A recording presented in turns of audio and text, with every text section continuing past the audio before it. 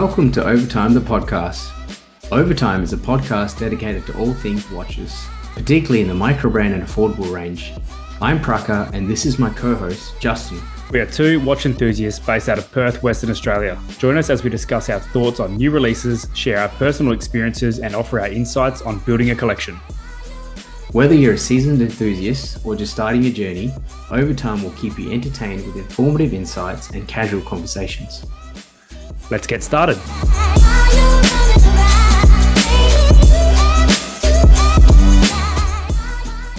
How was your week, mate? How are you? Yeah, I am very good. We're doing a Wednesday night tonight, middle of the week. So I've got one more working day and a day off Friday, which I can't wait for. But yeah, it's been a good week. Cold and rainy today. Plan was to stay inside, but I ended up outside, and every time I tried to get out of the car, it rained. Still a good day. That's good. That's good. So what happens then when it rains? I guess you just come back later and yeah, it's kind of a coffee break, I guess. Perfect. No, I would not incriminate myself too much with work. It's more or less get the admin side of things done if I can, and make a dash for it when it's sunny or dried up again. Nice. That's good. What about yourself? How's your week been? Yeah, pretty good, mate. I had a fairly straightforward week at work, and managed to. So two of the big EPL teams are over in town at the moment. So it's part of the sort of tour of unmissable football, is what they're calling it, which is just like a pre-season tour. So yeah, managed to watch the Tottenham and West Ham game. It was it was an exciting game, and it was a nice one to watch. And there's about 46,000 people. So yeah, it was definitely but it was wet, cold, rainy. So I bet the players felt at home. Yeah. Just like training at home. Yeah. So no, it was good. And had tried to spot some watches here and there. And spotted a couple of tags, spotted a couple of Tissos, and I think a couple of the Red Bar guys were actually in the game as well. So yeah, I think I saw another Oris and a few other bits and pieces. But yeah, that was my week. So I guess before we get on with today's topic, let's do what we always do and do our wrist checks. What have you got on your wrist today, Justin? Yeah, so for the past week, I've been rocking the Seiko Speedtimer. It's been in the collection for, I think, just about a month now, and it is just growing and growing and growing on me. Over the weekend, I wore it, just kind of black hoodies, even out for a dinner the other night, and I find myself wearing it at work as well. It's a weird concept going all black compared to stainless steel and still retaining a great level of legibility. I'm very smitten by this one at the moment. I'm glad that I went out of my comfort zone to buy something different.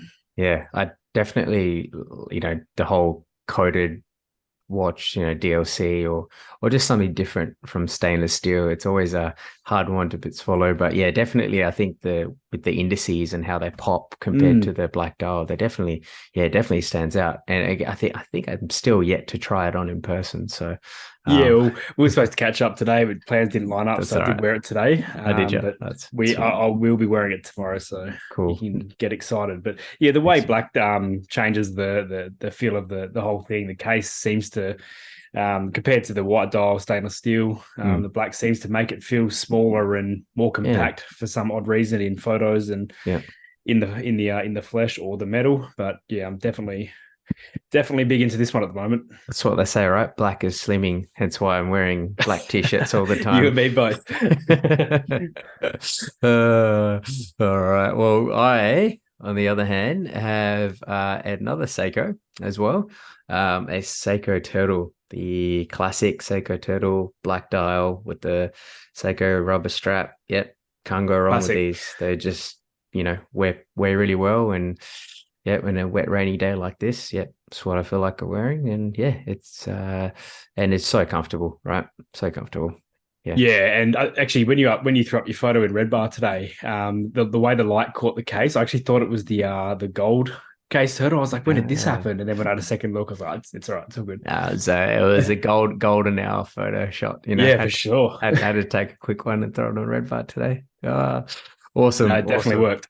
Awesome. Yeah, I think it might actually figure out a way for us to maybe put some of these photos up. I think let's have a think. Yeah, I feel Yep. like we talk about this, and maybe it's a good thing that we give the listeners a bit of a view as well of the photos of our wrist checks, so that they can join along and see what we've got on.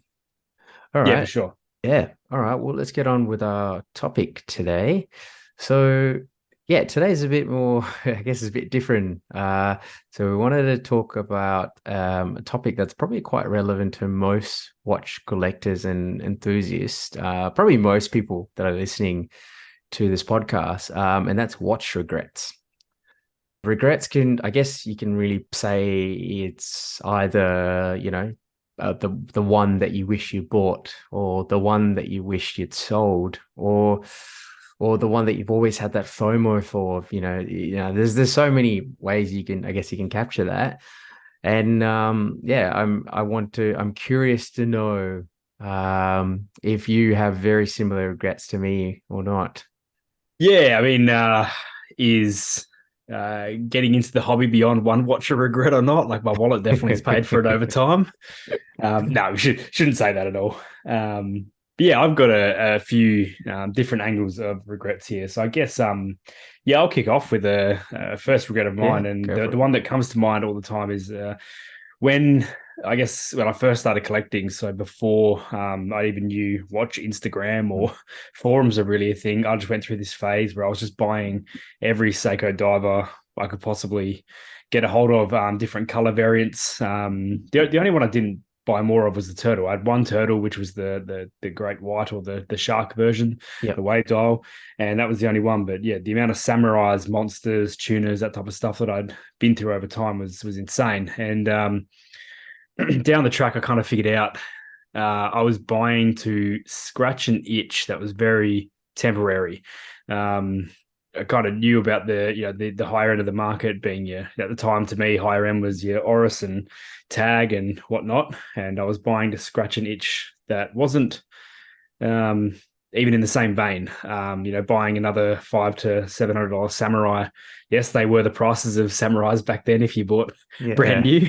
Yeah. But yeah, I just buying different color variants to scratch an itch that just was completely different was a big regret of mine. I ended up having a huge collection of, wearing a couple of favorites, and the rest just sat there after the first, week, or Yeah. after the honeymoon period was over, I guess.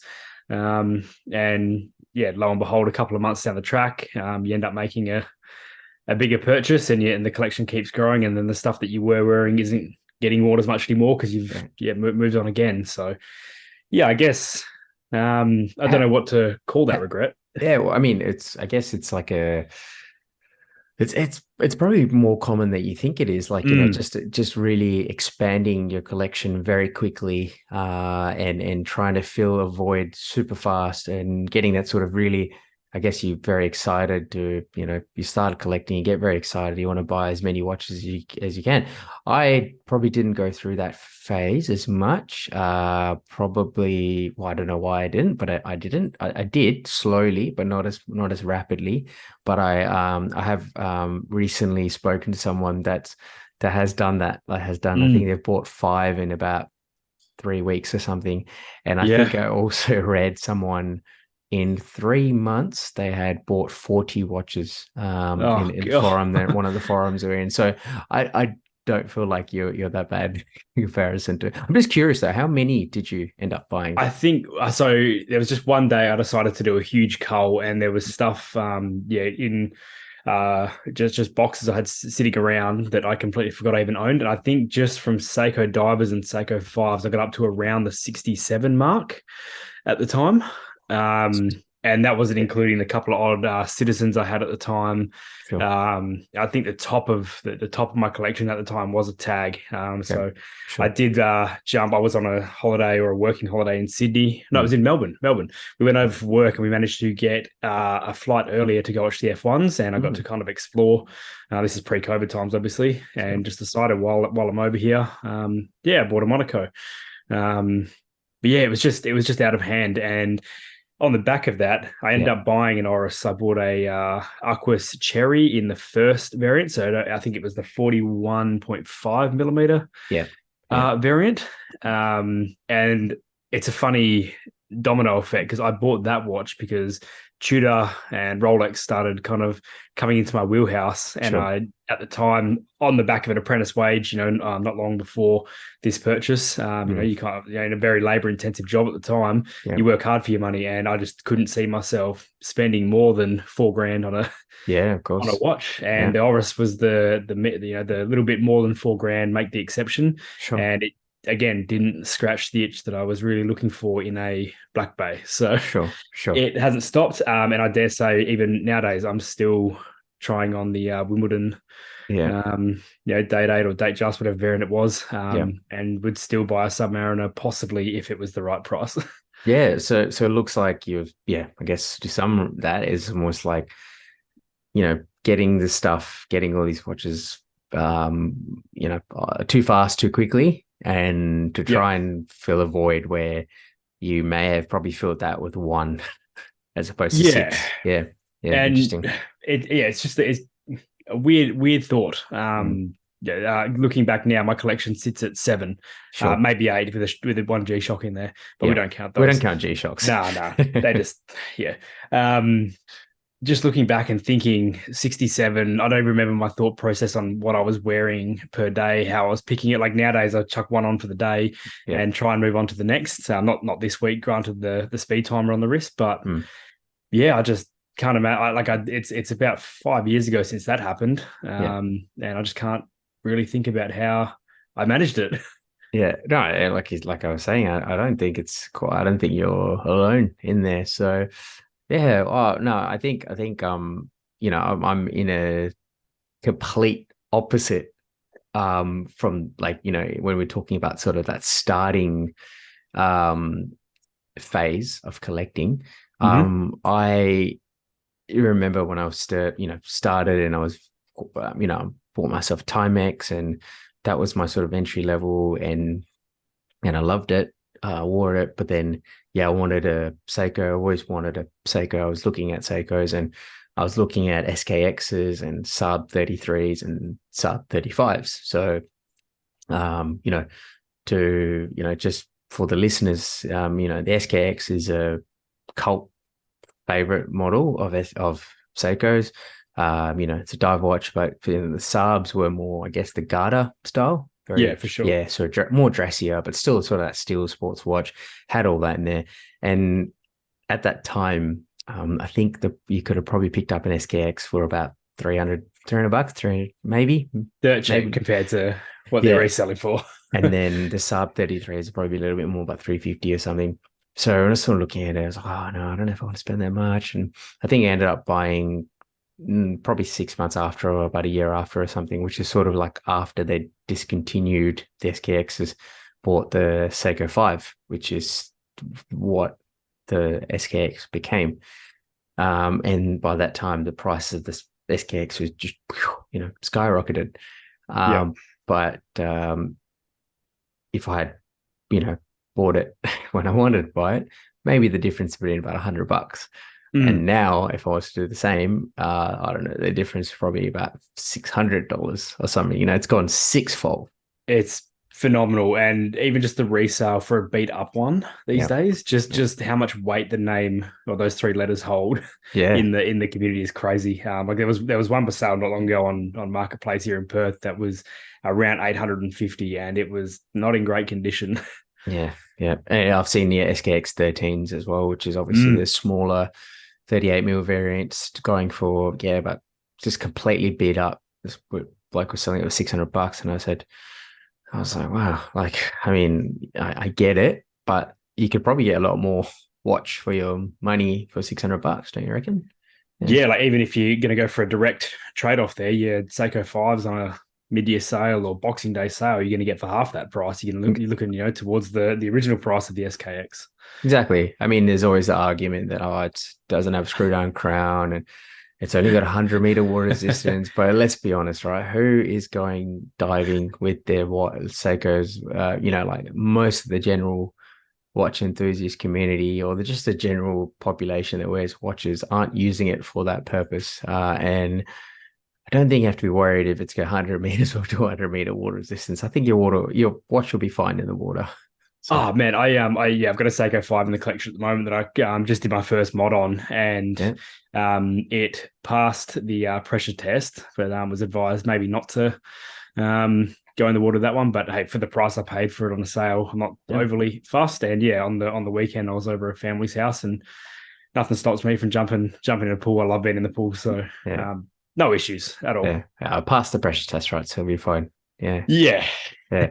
Yeah, I guess while talking about that sort of Seiko, price skyrocketing, that was one of my regrets. Another regret was, I guess it's not really a regret. So there's two things in here. There's regrets in selling and regrets in buying. This is my vintage watch collection. Yep. So as I was progressing over the years, well, I would say over the year, I started off with very much like, trying to get like a new piece. And then I was looking at secondhand, and then I was looking at really secondhand, i.e. vintage watches. And I really caught the bug because I love vintage watch proportions. Hmm. It's just, when you're talking about most of the modern watches up until probably the last year and a bit or so, or probably about the last 2 years, I would say, to be fair. Most watches were very much that sort of 40 mil, Mm. I guess in the last 6 years, 7 years or something, 40, 42, 43. That was kind of the sizes where everyone was, most watches were at. Even dress watches were huge, right? Yeah. And then they slowly started going down. Whereas, nowadays you're seeing stuff like 36 mils, 38 mils, very common wheelhouse. But then when you're looking at vintage watches, you've always got the beautiful, smaller size. And with me, who has a smaller wrist, it just wore better. And also, I found that you got good value out of money. Like you can get some really nice watches, design wise, for not a lot. So, I bought some, like, for example, I bought this King Quartz, Seiko King Quartz. It was a square TV style with this articulating H-link bracelet, all like, original. It was beautiful, absolutely incredible. I Yeah. loved it. Cool. I loved wearing it. But as I got more watches, I was like, I'm not wearing them. I'll sell them. I'll sell it. The other day I was scrolling through my Instagram and I was like, oh, why did I sell that? Love it. Absolutely love it. And it's one of those things where it's like, because they're vintage, it's not like you can just go pick it up from the shop again and say, oh, go to Mm. Starbuy and go, oh, you know what? I missed that watch. For example, like you did with the turtle, correct? Yeah. Yep. Yeah. That's exactly what I did. And yeah, actually, I was going to touch base on this, so this links in very well. This is my exact life with the orange samurai. That's one watch that didn't wear well, but looked incredible. Or didn't wear well on me, but yeah, looked phenomenal. And I actually did take that one on a couple of snorkels and whatnot off of the coast here and out of Roto a couple of times. Mm. But yeah, same thing. You can't just go and find that anywhere for retail or in a sale price. And I think I picked that up for quite a good price back then. It was just in a window one day as I was walking past. And yeah, gone are the days you can find that watch Yeah, cheap. I mean, we have one pop up in a forum here in Australia, but it's incredibly rare you see it at the price that it did pop up at.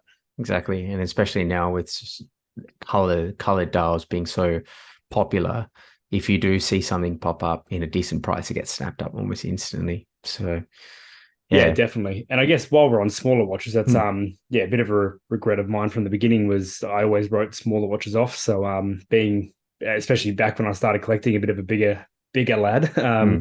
I went for bigger watches. So Sure. a couple of the pieces that I had at the time was the Turtle, like the Samurai. I think I had a Tissot C Star and one of their Yep. V8 Chronos, just huge watches. Sure. And it wasn't until I inherited the little 36 mil Seamaster that I really realized that it doesn't look bad at all. It's just a whole different experience opposed to you can't compare the two. You can't compare wearing the Samurai with that little Seamaster whatsoever. They're complete opposite to each Yeah. other. And since wearing that one more, because I inherited that and then didn't wear it for about 3 to 4 months, it was just going to be a sit in the safe. It's a special piece. Yeah. And then I decided, it's time to put it on a NATO, get it out at work.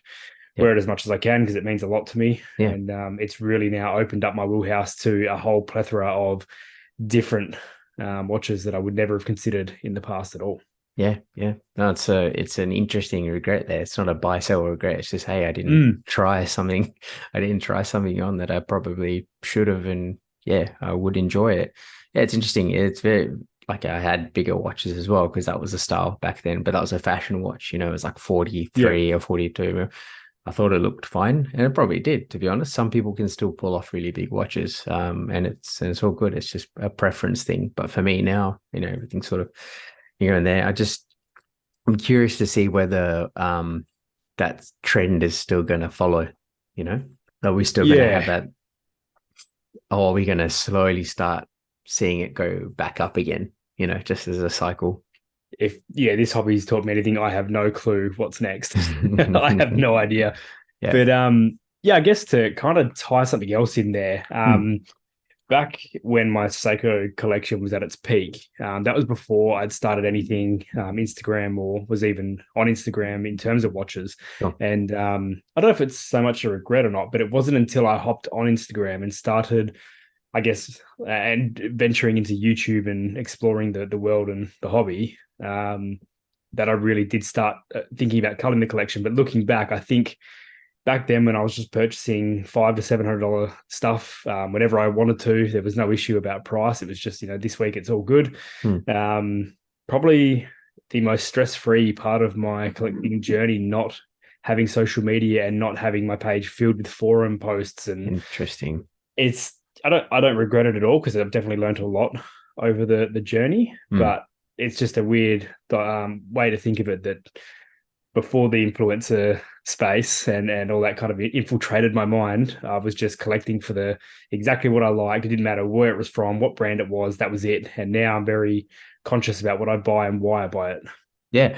And that's probably what that whole FOMO thing comes in, right? Because you see stuff on social media, you see stuff on watch forums, YouTube, all this sort of stuff, and it influences what you think you should get, or there's a lot of FOMO happening there. And then but I'm just good on you that you managed to have a collection of that much by literally just buying what you liked. And I think when we're talking about watch enthusiasts here and watch collectors nowadays, I think that's quite rare.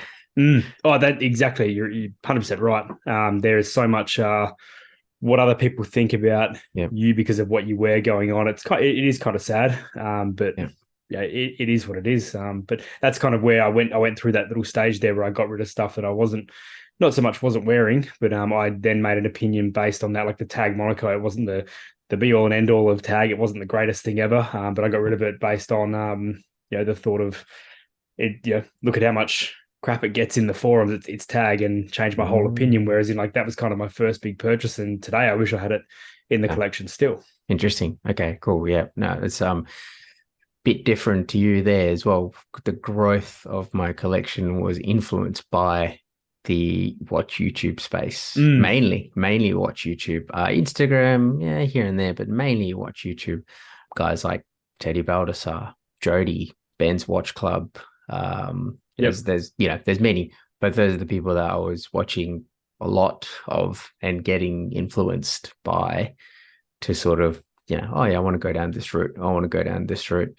I think I am a little bit different in that sense that I always like to do a lot of research before I buy something, and that's everything like electronics or anything at all. So I'm less inclined to be spontaneous in buying something. I always think about it, but in saying that, for some of these vintage watches, it was on auction, and I was like, you know what? Yeah, I think I like it. Bang, I'll get it. Sometimes you got to take a punt. You've got to, you got to go for it. And I live my life very much like that. Like, if it strikes me in the moment, that's what happened with the Speedtimer. I went in to try on a Sumo, one of the GMT models. I think that was solar Sumos from memory. Yes. I remember sending you the screenshot, and I was like, I'm going to look at this today, and then walked out with something completely different. But those spur of the moment decisions are how I decide, and it's caught my eye for a reason. Let's just stuff it. Let's do it. Yeah, and it's not really a regret there, is it? You no, exactly. Yeah. But yeah, Interesting. just back on the YouTube stuff. I think what I struggled with YouTube in the beginning was you get attached to a character and attached to a person, Mm, and it's hard to know where the line begins and ends of is this person getting paid to promo something here, and it's amazing what you can do with a camera and a bit of light. The mm, amount of what watch posts that you see in a forum that goes, "Oh, this is stunning," then you get it in person at a Angus and Coot or something, and you're just yeah. like, oh, it's not exactly what I thought it was going to be. It's Yeah. happened plenty of times to me. Interesting. Um, Yeah. mm, Have you ever I don't know if you was watching YouTube around the time where there was this bloke called Chris Horology House. Did you yes, yeah, I remember that name. that whole saga about but I mean, putting that aside of all the stuff that happened, I'm not really going to go into that in this episode.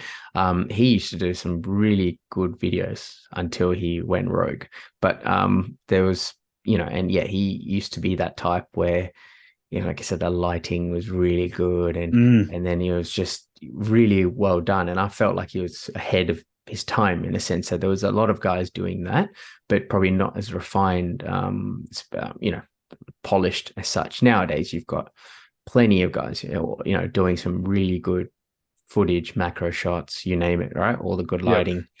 But then, yeah, so that, yeah, I definitely felt like watching some of his videos. I'm like, man, yeah, whatever this guy's saying, yeah, I think I really like to look at that watch. I don't think I actually ended up pulling the trigger on any of the watches he showed, but yes, I think I definitely resonate there. Yeah, and staying on the YouTube topic, the way when I decided to do the big watch cull, at the Mm, time I had a couple of motorbikes, like dirt bikes and road bikes, and this is before I had kids, so I was a bit more adventurous and a yeah, of bit more had more time up my sleeve, course. and I end up watching YouTube based on other things in my life, like exploring, camping, big bike trips. I used to, get on the bikes from Perth and go north up to Geraldton into inland in towards like Meekatharra, Mount Mm, Magnet, mm, and do a big day trip. And that's just with a swag on the back, and you'd pack the nice. pannier bags full and just go on it, and stop at the pubs. Yeah. I started basing my cull on what I was watching on YouTube with these explorer guys and what they were wearing in terms of, Ah, okay. there's a guy I used to watch who, tows a jet ski on the back of his Ranger and what he was using to kind of get on with his life. And I was thinking these guys are, trying and testing it out in their Yes. field. This guy's Yeah. got it on his, on his wrist in the jet ski. He's not promoting any watch media, watch material. He's just Yeah. wearing it because he's purchased it for the adventure ahead. Yeah. And yeah, I guess that was one of the bigger influences I had back then when I Yeah. decided what was going to stay and what was going to go. Yeah. Yeah. And that's changed now though. Big time, Yeah. yeah. Nowadays, it's very much what I feel, and Yeah. like I know I love divers. I think all my watches are divers, apart from the Speedtimer and Yeah. the 5KX or SKX, whatever you Yeah. call them. Yeah. They're all divers, but that's because that's my feel, It's that's his my style. taste. Yeah. Yeah. That's yeah. Yeah, Yeah. And yeah, that's yeah. Again, keep coming back to this most episodes, but I think that it finds I think it ends up being a real big influence in a lot of people's, even if they don't think about it, or even if they don't put that exact same word towards it, how you feel is a big thing. Yeah. yeah. It's like I'd love a field watch of some kind because I do a bit of field based work these days. But Yeah. just when I think about the thought of putting on a field watch compared to putting on the Turtle or the Speedmaster, Seiko Speedtimer. Mm. Yeah, I just know where my head goes without even holding the field watch in my hand. I know where my taste is going to go. I'm not wearing the watches for diving these days until the kids get a little bit older and go for a snorkel. Yeah. But it's just not the point. It's not what I feel. Yeah, yeah. Oh, interesting. Okay. Yeah.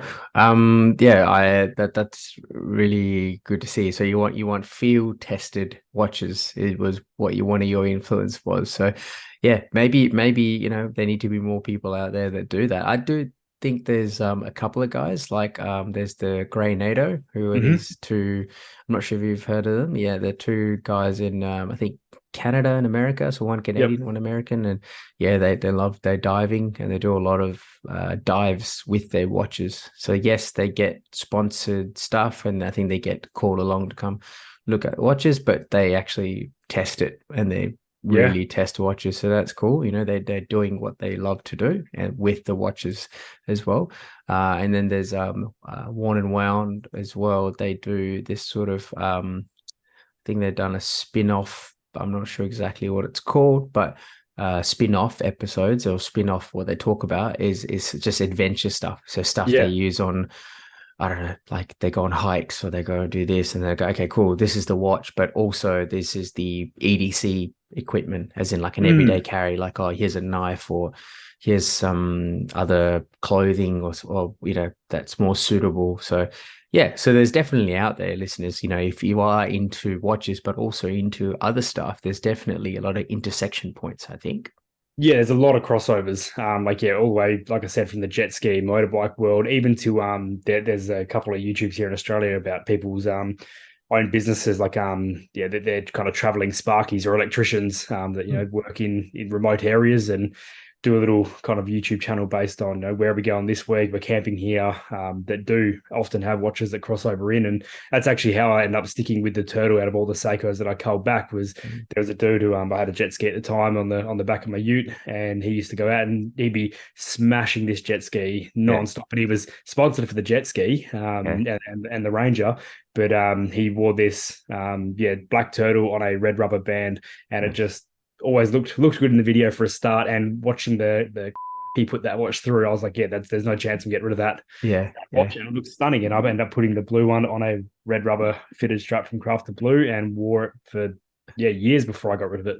There you go. Yeah. I do recall seeing that. Okay, there you go. There's the inspiration. There's the And inspiration. I may have another red rubber strap coming through because that's one combo that yeah, it's just always been in my brain. Looking forward to it. Looking forward to it. All right. Well, I guess, you know, we sort of had a chat today. Maybe it sort of moved into different areas, different spaces where we started from, but I think it was still a very interesting chat. We do want to move on to our something interesting portion of the episode today. Justin, what's your something interesting today? Yeah, so I'll lighten the mood a little bit after Yeah. that. That was yeah, I don't know. It's yeah, serious but not so serious Yeah. topic. It was good to chat about. My something interesting was I was watching YouTube and I don't know how everyone feels about Mr. Producer Michael Blakey. I'll watch the videos because I love the cars. I love the kind of that luxury lifestyle that he lives. If you haven't watched him, I'd kind of recommend go and check it out. It's a different YouTube channel and it's a different take on watches as well. Yeah. He lives a pretty wild life with disposable income. Right. Anyway, he bought a God, I can never say this. Constantine Yep. Chaikin, is that right? I think that's right. Yep. He purchased a Constantine Chaikin Minions, and as a dad to a couple of toddlers, Minions is pretty Mm. infamous in my house. Yeah, they're huge. I love the movies myself. Yeah. Um, this watch is something that I looked at and went is utterly ridiculous, and now it's kind of growing on me. I'm looking at kind of how well the dial is actually done. So it's your standard shake and movement to the eyes, what tells the time. And yeah, from looking at a couple of YouTube videos, that you can actually get that real minion expression they use in the movie off of those eyes and the tongue. Yeah. And when I clicked and went, the band material is actually a spitting image of what they wear as their overalls. I was like, that's such a cool Ah, little Easter egg. And then I scrolled down further into the actual web page and looked at the case back and the rotor, and I was like, I'm kind of sold. I love this watch. that's Um, very cool. my Very kids love cool. it. They're just like, where can we get one? You know, they're Yeah. nicking my wallet. Where can we pay past it? Um, I Just think it's an interesting crossover, like mm, made in Russia, Minions. yeah. How did this become a thing? Because there's obviously licensing stuff going on here and Yeah. collaboration that was given the approval at a higher end. Because I think Minions is Disney. Um, Yeah. yeah, this is Universal cool. Studios, is it? Universal Is it Studios? Universal? Yep, yep, yep. Yeah, Yeah, either yeah, you're way, right. Yep. Disney, Universal, whoever it is, it's still needed all this approvals and stuff. And yeah, it's just you know, I always sort of struggle with novelty watches. I like my watches to be able to tell the time pretty easily. And Yeah. but I see how this is interesting. And this is still, yeah, it's very fun and it's got cool appeal to kids. And I wonder, is the strap, is that like a jeans material? It looks Denim? denim. Yeah, it does look denim. Yeah, it's like a denim, and then the underside's like a leather on the underside as well. So yeah, it's man, yeah, it's definitely done, and it's still got that. It's fun, it's quirky, but it's still got a bit of a brutalist design, doesn't it? With the screws and that sort of bezel with the notches taken out. Yeah, Or even the bezel with minions spelt out, it's still keeping its design motif by being true to its design, yes, but it's still giving a subtle nod to the movie again by having it spelt out on the dial. I think it's done very tastefully. yeah. I tried to look at the crown and think, is there something referencing going on there? Because it looks slightly different to a traditional Constantine crown, Mm, but I couldn't really figure it out. But I don't know. I think it's like you said, I struggle with novelty with myself as well, but I think this is very tastefully done in a yeah. way that this is bold. Like it stands out. Yeah, everyone's going to know what it is in terms of the dial, but not have a clue what it is in terms of where it's from and the idea behind it. Yeah, yeah, and this is something that was released in Dubai Watch Week in Yep, 2021. Okay, so probably long sold out, and 38 pieces. That was oh, it. there you go. I wonder how much Which there were. Yeah, yeah, and I don't know how much truth there is to it, but I was reading a forum somewhere Hmm. saying that there was a different like design of eyes or something to switch to a different meaning because they all have different names, and yeah, that's the running joke in my family. Like I was saying to you before this, Yeah. like my dad shares a name with a minion, and my kids love it. It is the most annoying and adorable thing at the same time. Oh, I love it. I love it. That's awesome. That's such a good something interesting watch. And yeah, look, we'll have the link in the show notes so everyone can check it out. Not exactly a watch that we can purchase, of course, but definitely something to check out. Yeah, so I guess my something interesting for the week. I did say before that, you know, novelty cider watches or watches that are a bit hard to read aren't really my thing, and it isn't. However, I saw this on a couple of days ago, and I went, "Oh, this is very cool." Mm, So this is a micro brand, and the micro brand is called Alto 8. So OLTO dash 8, and the model is called Roto. So say that quickly, Alto 8 Roto.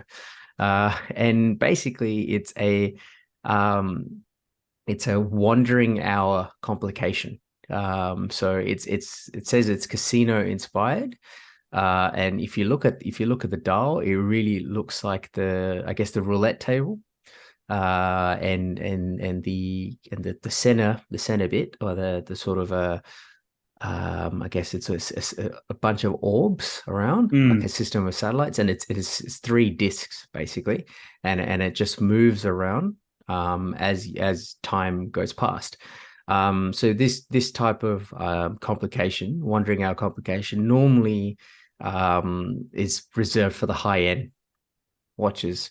So this is pretty much I'm going to say an homage of the Audemars Piguet code 1159, which Yep. is another wandering hour watch, and it's super cool. So yeah, if for all the listeners, like I really urge you guys to open this link up and check out this watch, because if you're not familiar with a wandering hour complication, it looks really complicated to read the time. Like I almost feel like the Constantine Chaikin is easier to read the Yeah, for time. sure. But really, it's quite straightforward. So you've got your 0 to 60, which is at the top of the dial, which is actually Mm, your minute hands. So that's your minute tracker, and then you've got the spinning sort of three circles that spin around as time goes past, and whatever the number is on the top disc as it goes between 0 to 60 is the time. So, for example, looking at the web page, if you've got 7 at the top of that 12, section where it's between 0 to 60, and as it's going past, so it's like 0, so 7:05. 710, Yeah. 715, 720, something. So it's not that hard actually. So at a glance, it's actually quite easy to read once you figure it out. So yeah, and I just thought it was really interesting because this is something that's normally reserved for a really high-end sort of horology type watches. And this company, what they've done is they've modified a Miyota 9309 movement to basically, yeah, try and achieve the same thing. So, yeah. Yeah, there's some cool video on the website too, of the dude attending like I don't even know the casino game. There you go. I'm lacking my knowledge here. Roulette table. Yeah, roulette. Yep. Sorry, yeah, he's Yep. attending there, and it does look good on the wrist. And they've kind of used it a couple of different things. There's a cuffed shirt, there's a blazer, and then a dude in a short sleeve there as well, and just a t-shirt. But apart from that, I scrolled down to the lume. So they use Super Luminova. Those discs being transparent is pretty cool. I don't think there's any lume in there. I think it's transparent green or whatever colorway you choose. Yeah. But yeah, it's done pretty tastefully. But yeah, if you had to just show me this on your phone in person, I'll just go, what on earth is going on here? This is unreal. And I guess as well, the Code 1159, I think, is a seriously underappreciated watch in the line of AP. Yeah. Yep. Yeah. You know, you're right. Watch. AP, you know, I feel like a lot of people just think AP is that one trick pony, you know, they got the Royal Oak and that's it. But you know, AP does have some really cool stuff as well. You know, I guess the coolest thing of this watch, or probably the standout thing of this Roto watch, is the price. It's $369 US. You know, for a watch with a Miyota movement these days, a micro brand watch, you're looking at around $400-500 sort of minimum. This is not only has it got that movement, you know, and stainless steel case and all that, you know, trimmings. It's also got a very different style, you know. So if you are looking for something, guys, you know, that's a bit different. That's not your diver. That's not your Garda. That's not your chronograph. This is something I reckon to definitely think about. Yeah, you're right. I was actually thinking that when I'd first seen it, is where does this slot into? Because it's definitely not sporty, but not overly dressy. There's too much going on the dial to be dressy, but yeah, it's definitely something fun and playful. Yeah, and you know, and sometimes I think, like we discussed last week, we spoke about how we want to try and check all the boxes, you know, you want to go through and say, oh, I want this colored dial and I want chronograph, I want this, I want that. I don't think many people would go, yeah, I want a star wheel, or I want a wandering hour hand as my last slot in my watch box. Yeah, and I get the like, now that you've explained it very well as well. How to tell the time here. It took me a while to learn myself. Even me reading, I was just like, it made me feel very simple trying to understand how to read this. Even knowing how to now look at it, it was still like I'd be the weirdo sitting at the roulette table being like, oh god, I'm gonna look like an idiot here. I don't know what time it is. Yeah. But no, very, very cool pick. And yeah, definitely something extremely interesting, and that wasn't on my radar or wheelhouse whatsoever. Yeah, I said this popped up and I thought, hey, this is something that I would love to share with all the listeners out there. All right. Yeah, not your everyday. Not your everyday indeed. Okay, well, look, we've come to the end of our episode today. As usual, please, you know, like our show, Spotify, give us 5 stars if you think we deserve it, and share it with your friends. Hopefully they enjoy listening to this as much as we do. If we've got nothing else, we'll close it off for today and we'll join everyone next week. Sounds good, mate. Take care. Cheers. Thank you for joining us on Overtime the podcast. We hope you enjoyed this episode. You can find us on our Instagrams at Overtime the podcast, at Kinda Average Watches, and at Horology Capture. We appreciate your support and value your feedback. If you have any questions, suggestions, or topics you'd like us to cover in future episodes, please hit us up. We would love to hear from you. Until next time.